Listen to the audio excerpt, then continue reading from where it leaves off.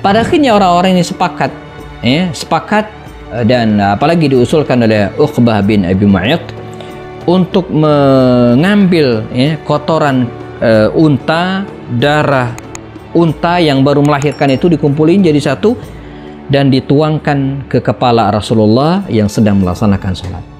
Adalah Fatimah yang berada di sisi Rasulullah menyiksakan semua itu dengan segala ketidakpahamannya. Bayangin, ini kalau tidak kita follow up dengan pendidikannya baik, anak bisa mengalami stres. Dia akan trauma melihat ayahnya diperlakukan seperti ini.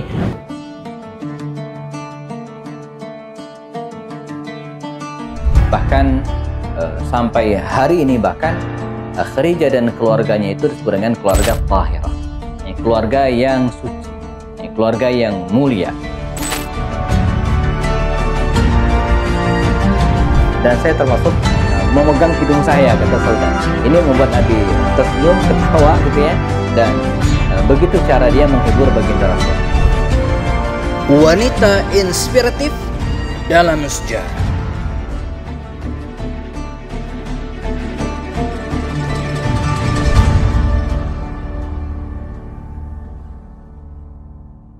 Assalamualaikum warahmatullahi wabarakatuh. Alhamdulillahi wa kafa. Asyhadu an la ilaha illallah. Asyhadu anna Muhammadan abduhu wa rasuluhu al-Mustafa. Kita telah banyak membahas sahabat-sahabat Rasul sallallahu alaihi wasallam, dan kemudian sudah mulai juga membahas sahabiat. Jadi kalau sahabat, as-sahabi itu laki-laki ya. Kalau perempuan as-sahabiyah, sahabiyatur Rasul ya. Nah, tentu saja jumlah mereka tak kalah dibanding dengan para sahabat Nabi. Karena itu sayang ya kalau kita juga tidak membahas dan mengupas kehidupan orang-orang mulia atau wanita-wanita mulia di sisi Rasulullah SAW. Kita sudah bahas pada edisi sebelumnya istri-istri Rasul sallallahu alaihi wasallam. Dimulai dari Khadijah, kemudian lanjut dengan Sauda, lalu kemudian Aisyah dan seterusnya ya. Nah, serta beberapa orang mulia di sisi Rasulullah juga seperti Barakah bintu Tha'labah yang merupakan pengasuh Rasulullah, hadinatur Rasul ya. Juga tentang Nusaybah binti Ka'ab misalnya, seorang wanita yang disebut dengan Sri Kandi perang Uhud, keberanian yang luar biasa, termasuk orang yang masuk Islam dan membaiat Rasul dalam Bai'atul Aqabah. Nah, sayang kita terlewatkan wanita-wanita mulia yang lainnya yang penting untuk kita ketengahkan, untuk kita hadirkan dan diketahui oleh kita semua ya. Putri-putri Rasulullah ya. Putri-putri Rasul sallallahu alaihi wasallam. Sebagaimana kita ketahui, ketika menikah dengan Khadijah, Rasulullah dikaruniai 5 orang anak ya, atau 6 ya, kalau ditambah dengan yang sudah meninggal. Qasim, Abdullah, Zainab ya, Ruqayyah, Ummu Kulsum dan Fatimah. 6 orang anak, 2 laki dan 4 orang wanita ya. Selain dengan Khadijah, Nabi juga sempat dikaruniai seorang putra, Ibrahim, dari istrinya Maria al-Qibtiyah. Namun sayang meninggal waktu kecil ya, dan ketika waktu itu terjadi gerhana matahari. Nah, selain itu dengan istri-istri boleh yang lain tidak dikaruniai keturunan, nggak ada ya. Sama sekali, bukan ada meninggal, nggak. Jadi hanya 2, dari Khadijah dan dari Maria al-Qibtiyah. Nah, yang dari Khadijah ini seperti sampaikan tadi ada 4 orang wanita kita akan bahas ya. Di antaranya adalah Fatimah. Ini manusia mulia ya, merupakan putri bungsu Rasulullah sallallahu alaihi wasallam.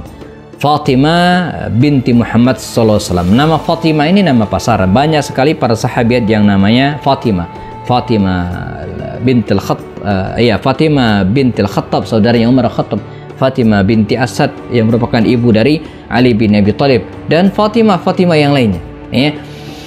Nah, Fatimah yang akan kita bahas ini adalah Fatimah putri bungsu Nabi SAW ya, di mana beliau lahir, disebutkan banyak sejarawannya, kira-kira 5 tahun sebelum kenabian ya.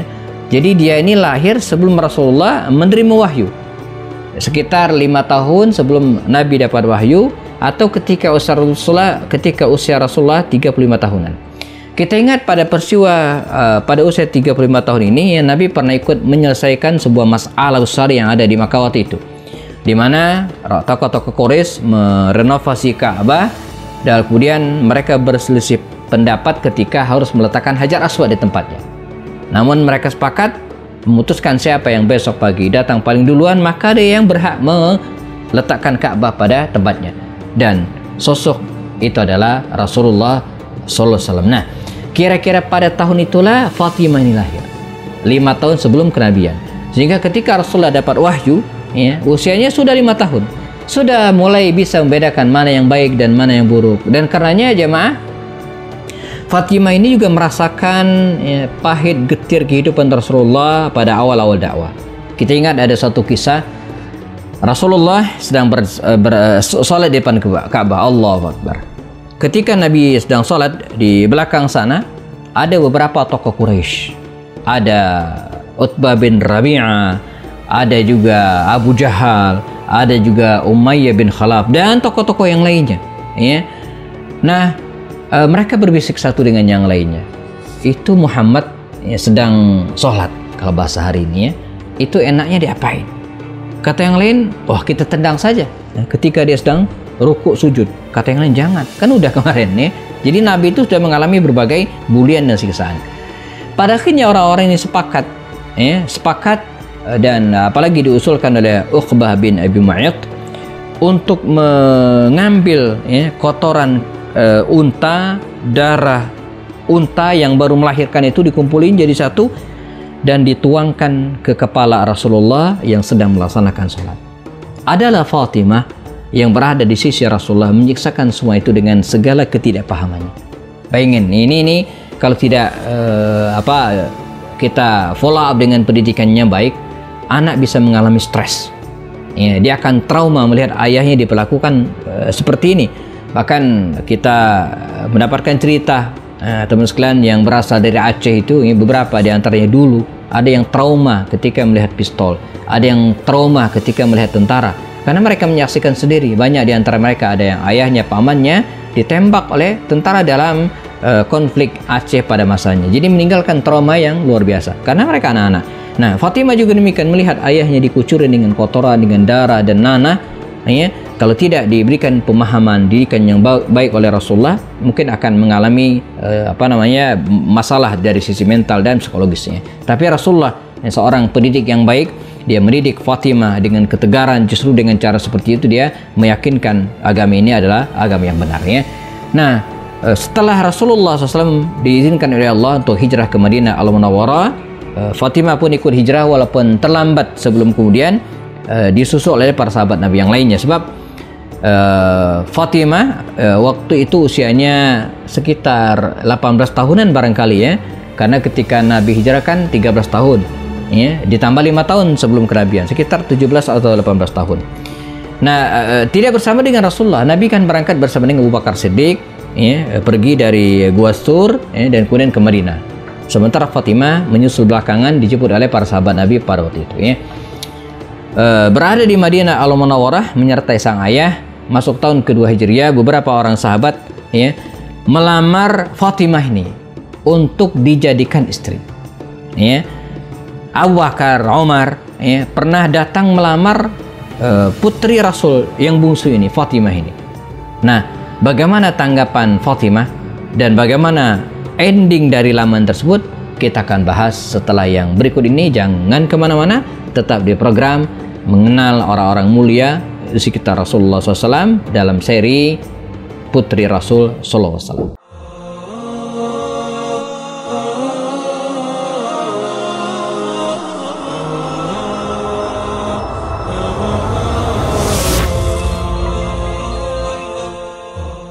Kita masih membahas putri Rasulullah SAW, Fatimah Az-Zahrah binti Rasul SAW. Hijrah ke Madinah masuk tahun kedua setelah Perang Badar. Beberapa sahabat mulia melamarnya. Namun pada akhirnya yang beruntung mendapatkan beliau adalah Ali bin Abi Thalib radhiyallahu anhu, sepupu Rasul SAW. Dalam aturan fikih ya jelas dibolehkan ya. Toh seseorang menikah dengan sepupunya saja boleh, apalagi ini dengan anaknya sepupu. Jadi sangat-sangat dibolehkan. Menikahlah Fatimah dengan Ali bin Abi Thalib dalam pernikahan yang penuh keberkahan, didoakan oleh Rasul SAW, barakallahu laka wa baraka alaika wa jama'a bainakuma fi khair. Dan ini menjadi doa pengantin kita hari ini ya. Allah SWT memberikan keberkahan hidup kepada mereka bukan dengan limpahan harta. Karena pada sejatinya Ali bin Abi Thalib bukanlah orang kaya, bukan ya. Mana ada sebuah keluhan yang pernah disampaikan oleh keduanya, meminta pembantu ya. Jadi Fatimah dan Ali dengan penuh kesederhanaan pernah meminta kepada Rasul SAW agar diberikan seorang pembantu. Apa kata Rasul SAW? Dalam riwayat disebutkan, ala adullukuma ala khairim mimma sa'altuma. Tidakkah kalian mau aku berikan sesuatu yang lebih baik daripada yang kalian minta? Idza akhadtuma madaji'akuma, kalau kalian siap-siap untuk ke tempat tidur, au awaituma ila firashikuma, atau bersiap-siap ke kasur ya, fasabbiha salasan wa salasin, maka bertasbihlah subhanallah 33 kali, wa ahmada salasan wa salasin, dan ucapkanlah bertahmidlah alhamdulillah 33 kali, wa kabbira arba'an wa salasin, dan bertakbirlah 34 kali, fahuwa khairul lakuma min khadim, itu lebih baik daripada kalian mendapatkan seorang pembantu. Nah, ini juga pelajaran bagi kita sunnahnya jemaah. Selain dubura kulli salah, ini wasiat Rasul kepada Abu Dzar Al-Ghifari untuk baca tasbih, tahmid dan takbir setiap selesai sholat ya. Tapi kalau nasihat Rasulullah kepada Ali dan Fatimah ini ya, membaca 3 hal tadi, tasbih subhanallah, tahmid alhamdulillah, Allahu Akbar 34 kali, jadi sehingga ditotalkan 100 kali. Idza awaituma ila firashikuma ya, kalau kita mau datang ke tempat tidur. Jadi sebelum tidur sunahkan baca ini, ditiupkan ke tangan kita dan diusapkan ke seluruh tubuh kita sejauh yang bisa kita jangkau. Dan bagus lagi kalau ditambahkan dengan membaca ayat kursi. Nah, ini hadisnya dari Abu Hurairah radhiyallahu anhu. Jadi hadis tentang perintah dianjurkan baca ayat kursi sebelum tidur itu dari jalur Abu Hurairah radhiyallahu anhu ya. Nah, Fatimah ini adalah putri Rasul yang sangat dicintai, sehingga dalam hadis diriwayatkan dari Imam Bukhari dan Muslim, wa inna Fatimata bad'atun minni wa inni akrahu an yasu'aha. Sungguhnya Fatimah ini kata Rasul sebagian dariku, dan saya tidak suka ada yang yasu'aha ya, atau membuatnya menghinanya dan sejenisnya, yang merendahkannya. Wallahi la tajtami'u bintu Rasulillahi SAW wa bintu aduwillah inda rajulin wahidin ya, fa taraka Aliyun al-khutbah. Jadi pernah suatu saat Ali bin Abi Thalib ini ya melamar seorang wanita yang mungkin masih keturunan Abu Lahab, wallahu alam, musuh Allah ya. Oleh Rasul dilarang ya, karena la tajtami' bintu Rasulillah, tidak boleh kumpul putri Rasulullah dengan putri musuh Allah ya. Dan Abu Lahab atau Abu Jahal, pokoknya antara kedua orang itu ya, Rasul melarang. Maka sebagian menjadikan ini sebagai larangan berpoligami, padahal ini sifatnya kasustik, jadi tidak bisa digeneralkan ya. Fatimah dan Ali diberikan karunia oleh Allah Subhanahu wa taala keturunan yang baik. Para ulama menyebutkan ada 5 ya, tapi yang sepakati 4. Hasan, Hussein, Zainab dan Ummu Kulsum. Ada satu lagi putranya, tapi ulama berbeda pendapat, yaitu Muhsin. Tapi yang sepakati 4 ini. Hasan anak tertua, Hussein nomor 2, Zainab, dan yang bungsu adalah Ummu Kulsum. Nah, Ummu Kulsum ini menarik jemaah. Ketika usianya 2 tahun, Rasulullah meninggal dunia. Sehingga mereka berbeda pendapat status Ummu Kulsum ini apakah sahabat Nabi atau tabi'in. Namun mayoritas mengatakan tabi'in, bukan sahabat Nabi, walaupun ketemu Rasulullah masih terlalu kecil. Nah, 6 bulan kemudian ya, jadi usia Ummu Kulsum 2,5 tahun, Fatimah meninggal dunia. Jadi kalau Rasul itu meninggal di bulan Rabiul Awal, maka Fatimah ini meninggal di bulan Ramadan ya. Rabiul Awal, Rabiul Akhir, Jumadil Awal, Jumadil Akhir, Rajab, Sya'ban, Ramadan. Jadi hanya berselang 6 bulan. Dan ini ada isyarat dari Rasulullah. Ketika Nabi terbaring sakit, lemah, dan kemudian tak lama lagi ajalnya akan datang, Rasul membisikkan suatu ke telinganya, Fatimah, ya, dan Fatimah menangis. Lalu Rasulullah membisikkan lagi ke telinga yang satunya, dan Fatimah tersenyum. Belakangan Aisyah kepo nanya, "Ya Fatimah, apa yang dibisikkan Rasul ketika dia menjelang meninggal dunia dulu kepadamu?" Maka kata Fatimah, "Wahai Aisyah, Rasul bisikkan ke telingaku bahwa dia akan meninggal dunia, fabakait, dan saya menangis." Ya. Namun setelah itu Rasul membisikkan ke telingaku dan mengatakan, "Engkaulah Fatimah di antara keluargaku yang pertama kali akan menyusulku." Fadhahikt, lalu saya tersenyum.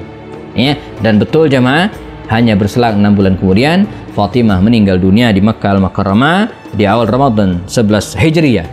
Nabi Rabiul Awal, ya, 11 Hijriah, dan meninggal dimakamkan di Baqi Al-Gharqad, ya, bersama dengan para sahabat Nabi yang lainnya. Semoga kita bisa memberikan atau mengambil keteladanan dari sosok sederhana dan mulia Fatimah binti Rasul sallallahu alaihi wasallam. Kita bertemu lagi pada siar berikutnya. Assalamualaikum warahmatullahi wabarakatuh.